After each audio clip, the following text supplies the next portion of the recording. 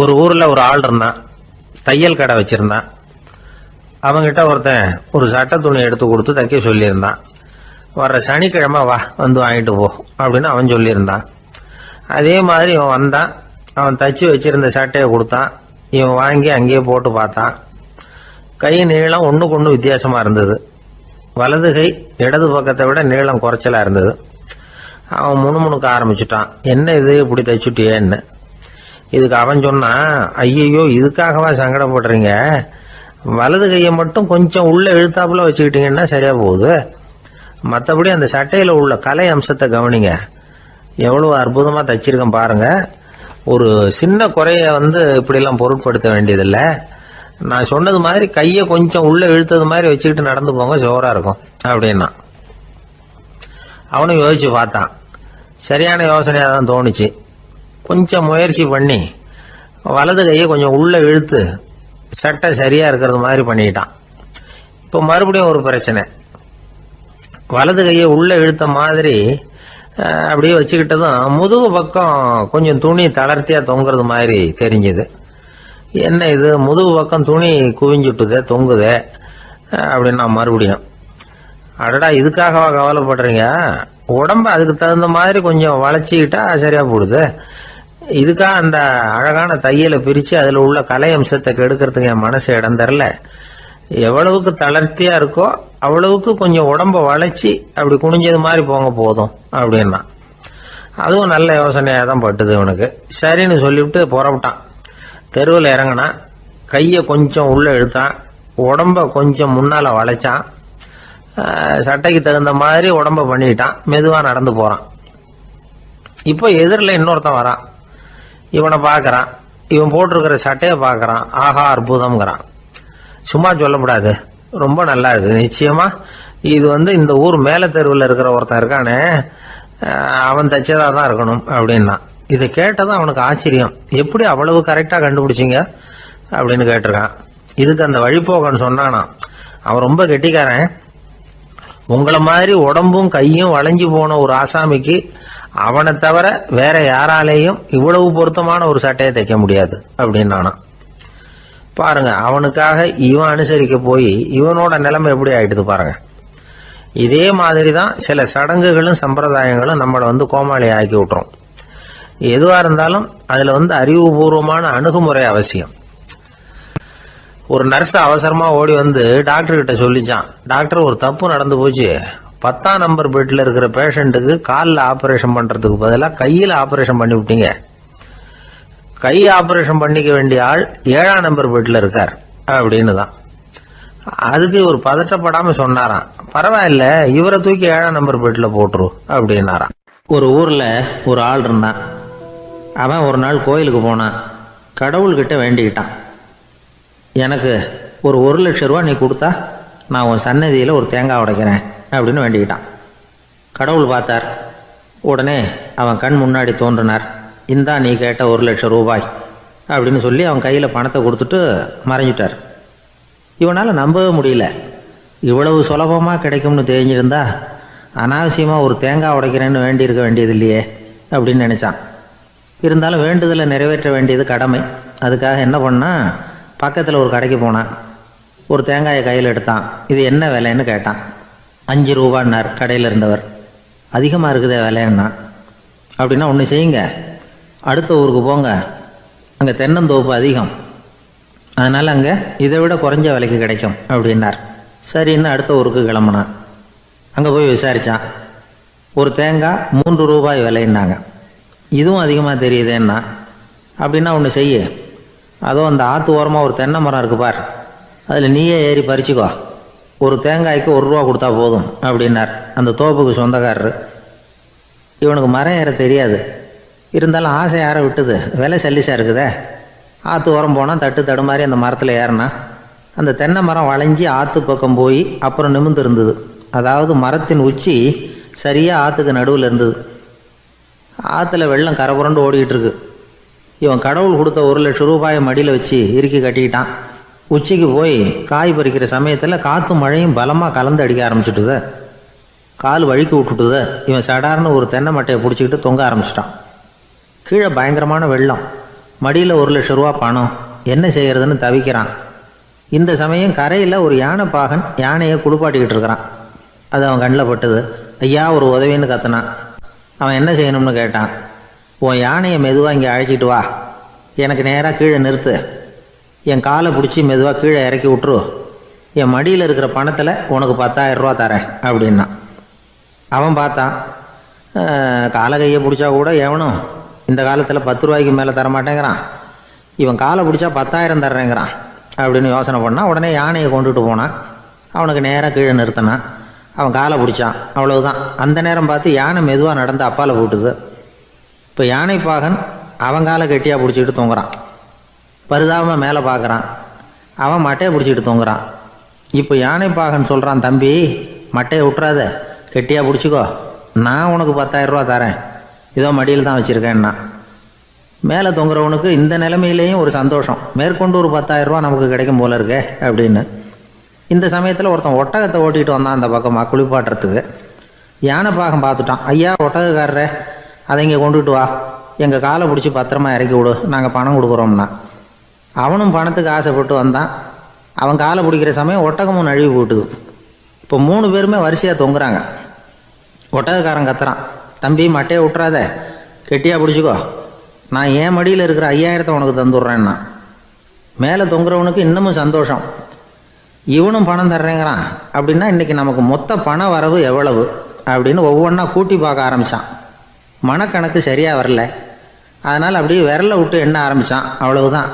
மட்டையை விட்டுட்டு கை நழுவி வந்துட்டுது. 3 பேரும் பொத்துன்னு ஆற்றுல விழுந்தாங்க. படாத பாடுபட்டு தட்டு தடுமாறி கரைக்கு வந்து சேர்ந்தாங்க. 3 பேர் மடியில் இருந்த பணமும் ஆற்றோட போட்டுது. பேராசை பெருநஷ்டம் அப்படின்னு ஒரு பழமொழி இருக்குல்ல, அதை விளக்கறதுக்காக சொல்லப்பட்ட கதை இது.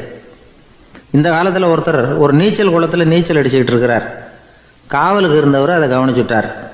கரையிலேருந்து சத்தம் போட்டாராம், இதோ பாருங்க, இங்கே ராத்திரி 8 மணிக்கு மேலே நீச்சல் அடிக்கிறது சட்டப்படி குற்றம், அதுக்கு அனுமதி கிடையாது, தெரியாதா உங்களுக்கு அப்படின்னாராம்.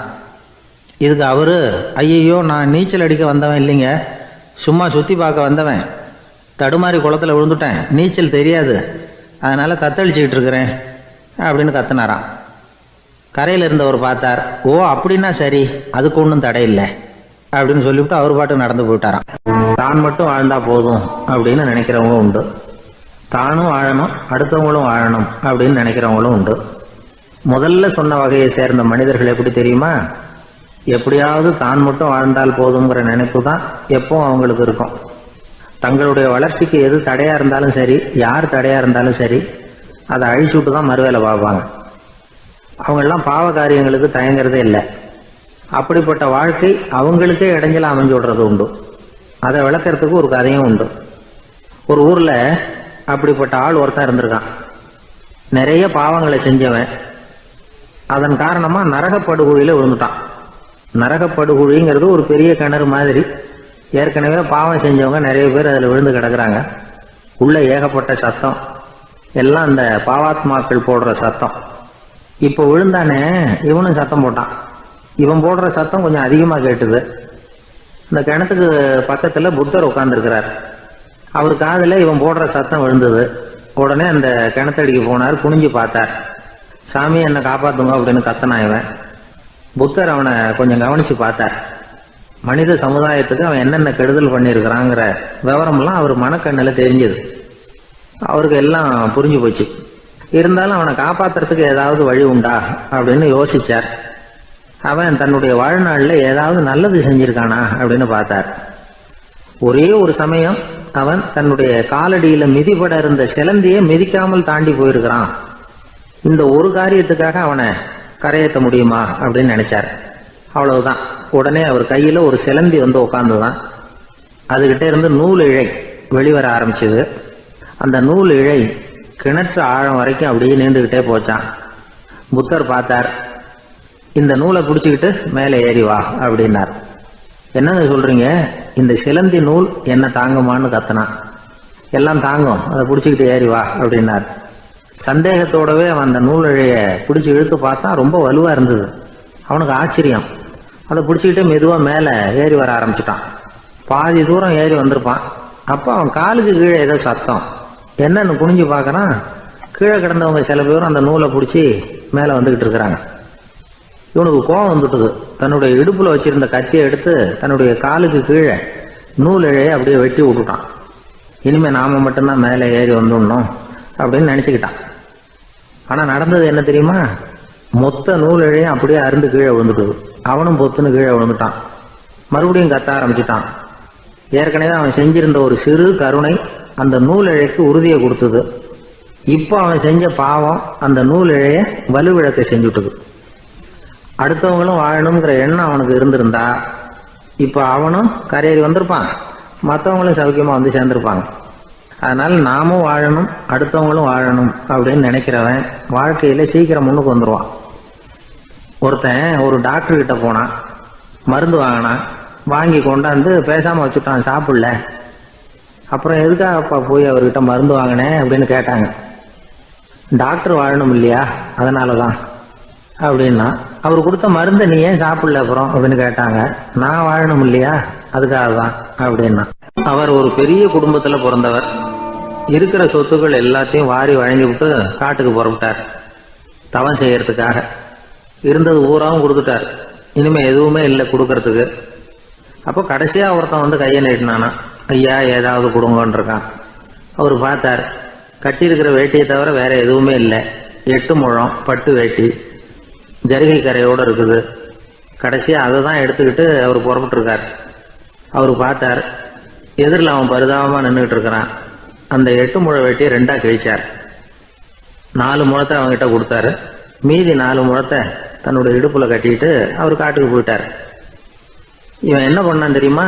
கையில கிடைச்ச 4 முழத்தை எடுத்துக்கிட்டு கடை வீதிக்கு போனான்.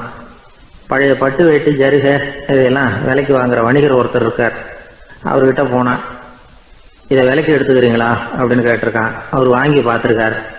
ஆஹா, இது ரொம்ப அருமையான வேட்டி, விலை உயர்ந்த ஜருகை, இது ஏது உனக்கு அப்படின்னு கேட்டாரான். அவன் நடந்தது சொல்லியிருக்கான். அப்படின்னா ஒன்று செய்ய, இந்த வேட்டியோட இன்னொரு பாதியையும் மெதுவாக வாங்கிட்டு வந்துரு, உனக்கு நிறைய பணம் தர்றேன் அப்படின்னாரான் அந்த வணிகர். இவன் கொஞ்சம் யோசனை பண்ணி பார்த்தான். கொஞ்சம் இருங்க, வந்து விடுறேன் அப்படின்னு சொல்லிவிட்டு நேராக காட்டுக்கு போனான். அவர் எங்கே இருக்காருன்னு தேடி கண்டுபிடிச்சான். அவர் ஒரு இடத்துல தவக்கோலத்தில் இருக்கிறார். கட்டியிருந்த இடவேட்டியும் அவர் அறியாமல் நழுவி கீழே விழுந்து கிடக்குது. இவனுக்கு ரொம்ப வசதியாக போச்சு. அவரை கேட்க வேண்டிய அவசியமே இல்லை. மெதுவாக சத்தம் போடாமல் அடி மேலே அடி வச்சு நெருங்கினான். அவர் கண்ணை மூடிக்கிட்டு அவர் பாட்டு நின்றுட்டு இருக்கிறார். இவன் மெதுவாக போய் கீழே கிடந்த அந்த துணியை எடுத்துக்கிட்டு சத்தம் போடாமல் திரும்பி நடந்தான். ஒரு 2-3 அடி எடுத்து வச்சிருப்பான். அப்படி ஓட ஆரம்பிக்கிற சமயத்தில் அவன் காலில் கீழே கிடந்த முள்ளு ஒன்று நறுக்குன்னு தச்சு விட்டுது. வலி தாங்க முடியாமல் அம்மான்னு கத்திருக்கான். இந்த சத்தத்தினால கண்ணை மூடி நின்றுகிட்டு இருந்த அவரோட தவம் கலைஞ்சது. மெல்ல கண்ணை திறந்து பார்க்கிறார். தன் இடையில இருந்த வேட்டி அவன் கையில் இருக்கு. இப்போ அவர் நினைக்கிறார், என்ன நினைக்கிறாருன்னா, இந்த வேட்டி மீது நான் வைத்த ஆசையல்லவா அவனை திருடனாக ஆக்கி விட்டது அப்படின்னு நினைச்சாராம். இந்த வேட்டி மேல நாம வச்ச ஆசை அவனை திருடும்படி ஆக்கிவிட்டதே அப்படின்னு நினைச்சாராம். இது எப்பேற்பட்ட மனநிலை அப்படிங்கிறத கொஞ்சம் யோசனை பண்ணி பாருங்க. தான் ஒரு பொருள் மேல வச்ச பற்று இன்னொரு மனிதன் திருடனாக ஆகிறதுக்கு காரணம் ஆயிட்டுதேன்னு நினைக்கிறார். அப்படி நினைச்ச அந்த பெரியவர் யார் தெரியுமா? அவர் தான் மகாவீரர். இழந்துட்டேங்கிறிய, நீ என்னத்தை கொண்டுகிட்டு வந்த எங்க இழந்துடுறதுக்கு? நீ என்னத்தை உண்டாக்குன இது அழிஞ்சுட்டுதுன்னு சொல்றதுக்கு? இதுதான் அவருடைய சிந்தனை. இன்றைக்கு நம்ம சிந்தனையெல்லாம் வேற மாதிரி இருக்குது. ஒருத்தன் நடுத்தருவில் உட்காந்து அழுதுகிட்டு இருந்தான். அந்த வழியா வந்தவர் ஒருத்தர், ஏன்பா அழறேன்னு கேட்டாராம். 5 ரூபா சார், இந்த இடத்துல விழுந்துட்டுது, ரொம்ப நேரமா தேடுறேன், கிடைக்காது போல இருக்கு அப்படின்னு சொல்லிவிட்டு அழறான். எப்போ தொலைஞ்சதுன்னு கேட்டாராம் அவரு. அது எனக்கு தெரியாது சார், பணத்தை தொலைச்சவன் தேடி பார்த்துட்டு போயிட்டான், நான் அவனுக்கு பின்னாடி தேட வந்தவன் அப்படின்னு நானாம் இவன். நம்மள மாதிரி ஒரு ஆசாமி அவன் நம்மள மாதிரியே கற்பனை பண்ணான்.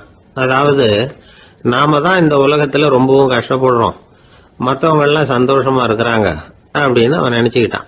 அவன் ஒரு நாள் கடவுளை வேண்டிக்கிட்டானா, சுவாமி, இந்த உலகத்துல எவ்வளவோ பேர் இருக்கிறாங்க, ஒவ்வொருத்தருக்கும் ஒவ்வொரு விதமான கஷ்டம் இருக்கலாம், ஒத்துக்கிறேன். இருந்தாலும் எனக்கு அது கொஞ்சம் அதிகமா இருக்கிறது மாதிரி தெரியுது. அதனால நீங்க எனக்காக ஒரு சின்ன உதவி செஞ்சா போதும். அது வேற ஒண்ணும் இல்லை, என்கிட்ட இருக்கிற துயரங்களை இன்னொருத்தர் யாருகிட்டயாவது கொடுத்துருங்க, அவர்கிட்ட இருக்கிற துயரங்களை என்கிட்ட மாத்தி கொடுத்துருங்க. ஒரு மியூச்சுவல் டிரான்ஸ்பர், அவ்வளவுதான். அப்படி பண்ணிவிட்டா போதும் அப்படின்னு வேண்டிக்கிட்டானான். அன்னைக்கு ராத்திரியே அவன் ஒரு கனவு கண்டிருக்கான். வானத்திலிருந்து ஒரு குரல் கேட்டிருக்கு. அது என்ன சொல்லிச்சு தெரியுமா? ஏ ஜனங்களே, எல்லாரும் அவங்க கஷ்டங்களை ஒரு பையில போட்டு எடுத்துக்குங்க. அப்படி எடுத்துக்கிட்டு நேரா இந்த ஊர் எல்லையில இருக்கிற கோயிலுக்கு வந்து சேருங்க அப்படின்னு அந்த குரல். ஆஹா, கடவுள் நம்ம பிரார்த்தனைக்கு செவி சாய்ச்சுட்டார் அப்படின்னு சந்தோஷப்பட்டான் இவன். உடனே என்ன பண்ணா, தன்கிட்ட இருந்த கஷ்டத்தையெல்லாம் ஒரு சாக்கு பையில போட்டு எடுத்துக்கிட்டான். வீட்டை விட்டு வெளியில வந்தான். தெருவில் இறங்கி நடக்கிறான். அங்க பார்த்தா ஏகப்பட்ட பேர் ஆளுக்கு ஒரு பைய தூக்கிக்கிட்டு கோயிலுக்கு போயிட்டு இருக்கிறாங்க. சில பேர் மூட்டையா கட்டி தலையில சுமந்துக்கிட்டு போயிட்டு இருக்கிறாங்க. இவன் பார்த்தான். இவனுக்கு ரொம்ப ஆச்சரியமா இருந்தது. ஏன்னா எல்லாரும் வச்சிருக்கிற பைய இவன் பைய விட பெருசா இருந்தது. இவன் பை தான் இருக்கிறதுலயே கொஞ்சம் சின்னதா தெரிஞ்சது. இப்ப அவன் மறுபடியும் சாமியை வேண்டிக்கிட்டான். கடவுளே, இப்ப உள்ள சூழ்நிலையை கவனிச்சா என்கிட்ட இருக்கிற பைய பரவாயில்லன்னு தோணுது. அதனால வேற பைய எதையும் மாத்த வேணாம், இதுவே பரவாயில்ல, இந்த பையோட திரும்பி வீட்டுக்கு போனா போதும்னு நினைக்கிறேன் அப்படின்னு ஏதோ நினைக்க ஆரம்பிச்சுட்டான் அவன்.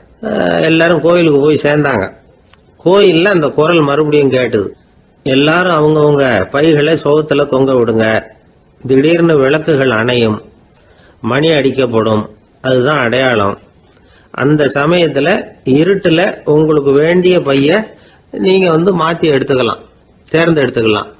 வெளிச்சம் இருக்கிறப்பவே உங்களுக்கு பிடிச்ச பைக்கு பக்கமா பார்த்து நீங்க நின்னுக்கலாம் அப்படின்னு சொல்லி விவரம் சொல்லிச்சான் அந்த குரல்.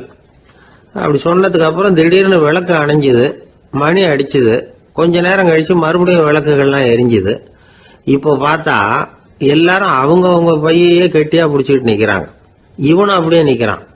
இவன் மெதுவா பக்கத்துல நிக்கிறவங்க கிட்ட கேட்டானா, ஏன் நீங்க பைய கையிலேயே வச்சிருக்கிறீங்க, செவுத்துல மாட்டலையா அப்படின்னு கேட்டிருக்கான்.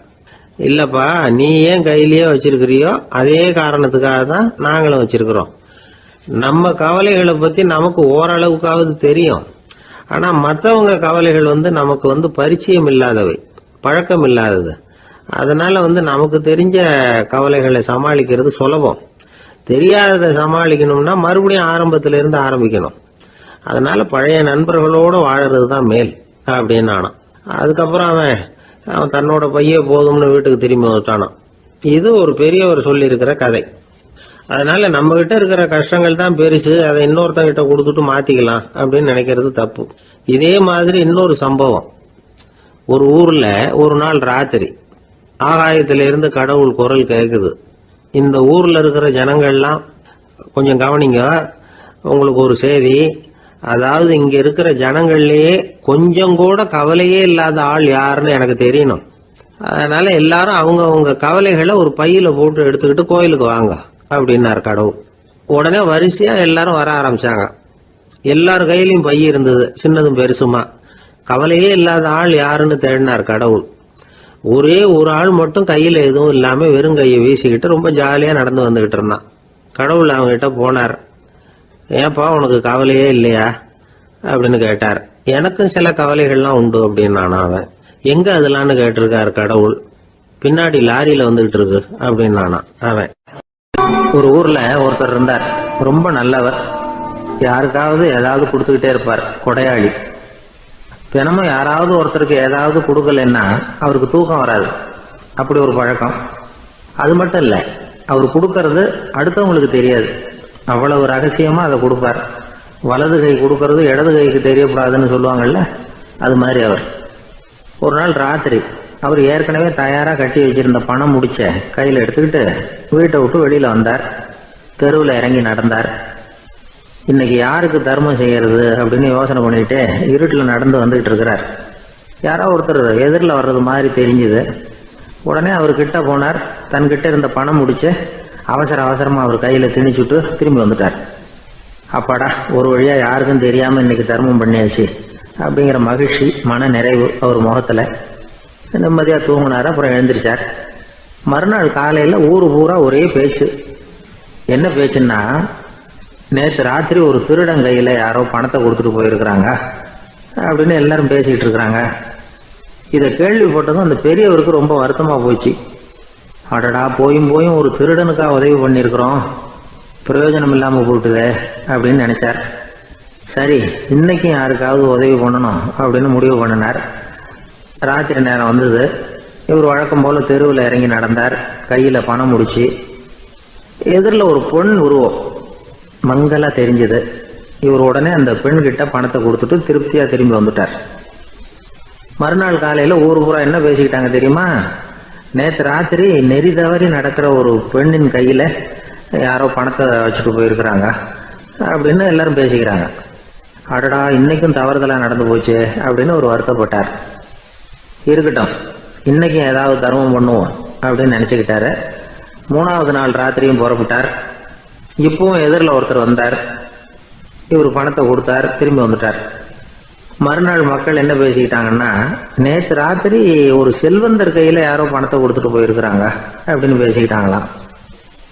அவருக்கு ரொம்ப வருத்தமாக போட்டுது. என்ன இது தினம் இப்படி ஆகிட்டு இருக்குதே அப்படின்னு நினச்சிக்கிட்டே படுத்து தூங்கினார். அன்னைக்கு ராத்திரி ஒரு கனவு. அந்த கனவுல இறைவன் வந்து சொன்னாராம், இதை பாருப்பா, நீ கொடுத்த தர்மம் வீணா போயிடல. உன்கிட்ட பணம் வாங்கின அந்த திருடன் திருந்திட்டான், அந்த பொண்ணும் திருந்திட்டா, அந்த செல்வந்தனும் கொடையாளி ஆயிட்டான், எல்லாருக்கும் உதவி பண்ண ஆரம்பிச்சுட்டான் அப்படின்னு சொன்னாராம்.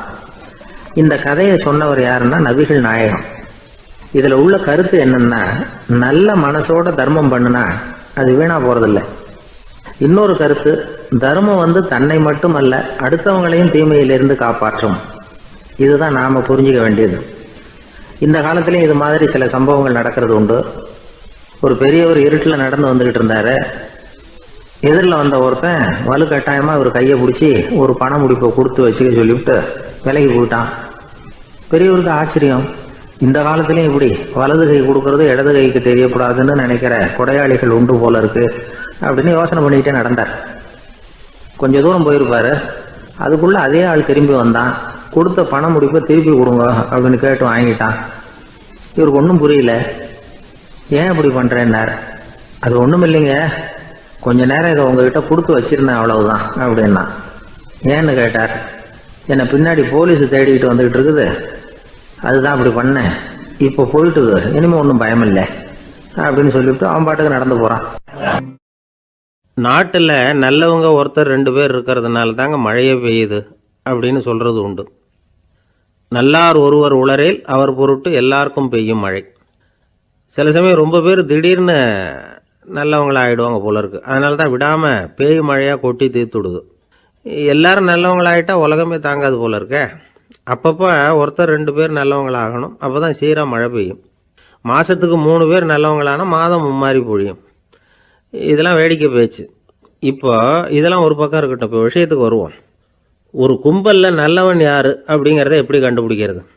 இதுக்கு ஒரு வேடிக்கை கதை உண்டு. என்னுடைய நண்பர் ஒருத்தருக்கு அவங்க பாட்டியம்மா சொன்ன கதையும் அது. அது என்ன கதைன்னா, ஒரு ஊரில் ஒரு சமயம் பலமான மழை பெய்ய ஆரம்பிச்சுட்டு தான். இடி மின்னல் ரொம்ப கடுமையாக இருந்திருக்குது.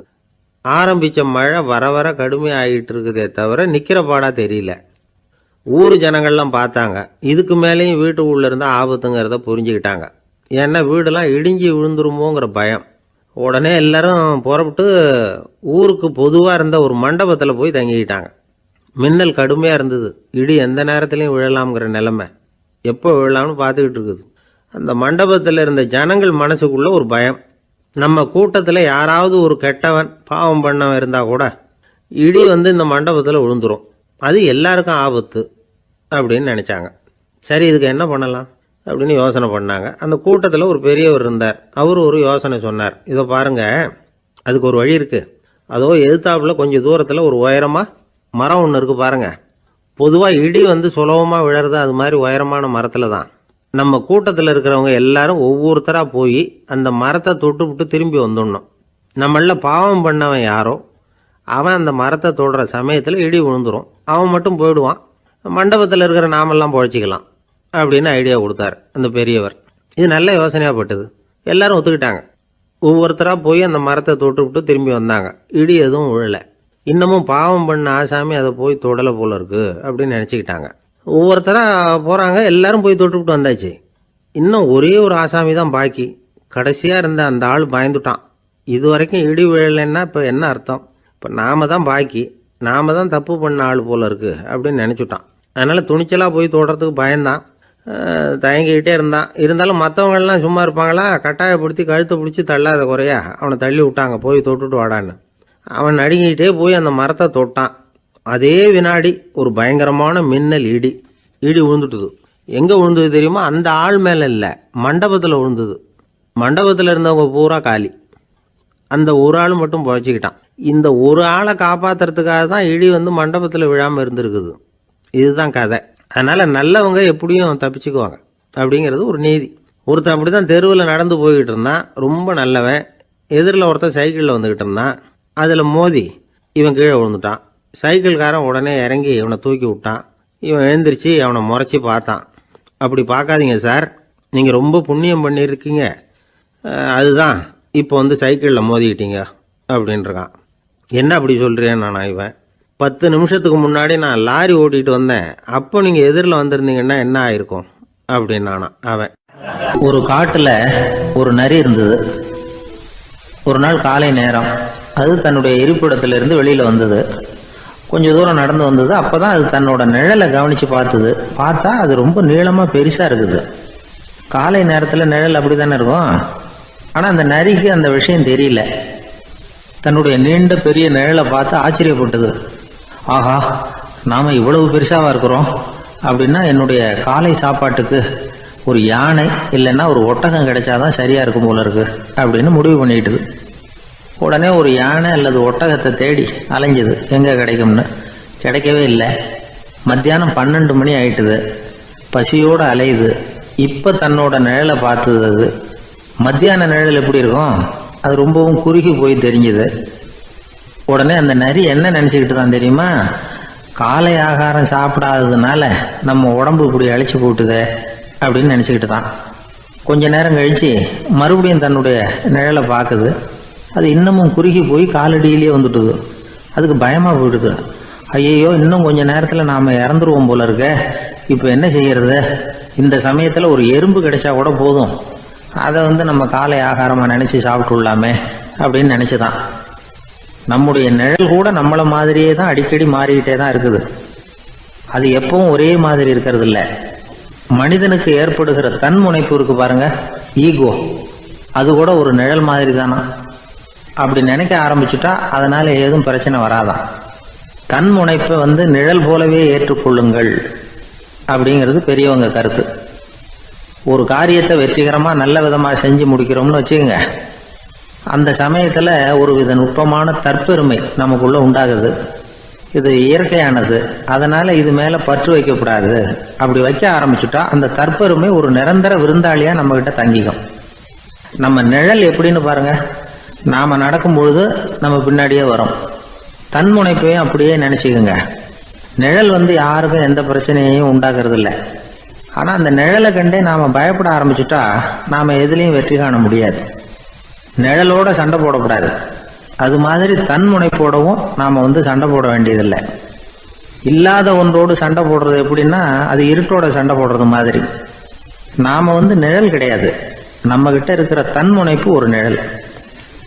நம்ம நிழலையும் நமக்கு சமமாக பார்க்குறோம் பாருங்க, அங்கே தான் சிக்கலே ஆரம்பம்.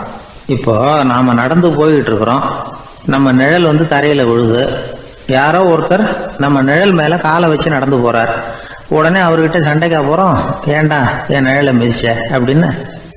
நமக்கு தெரியும் அது நிழல் தாங்கிறது.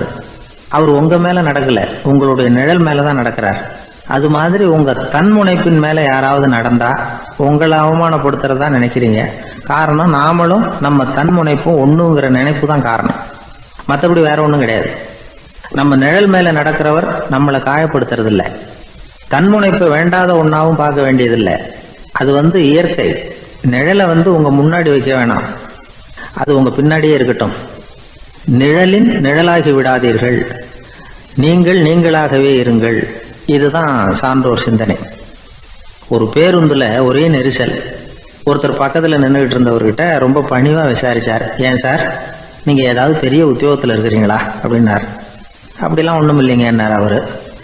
அப்படின்னா வேற ஏதாவது அரசியலில் பெரிய பதவியில் இருக்கிறீங்களா அப்படின்னு கேட்டார். அதுவும் இல்லைங்க.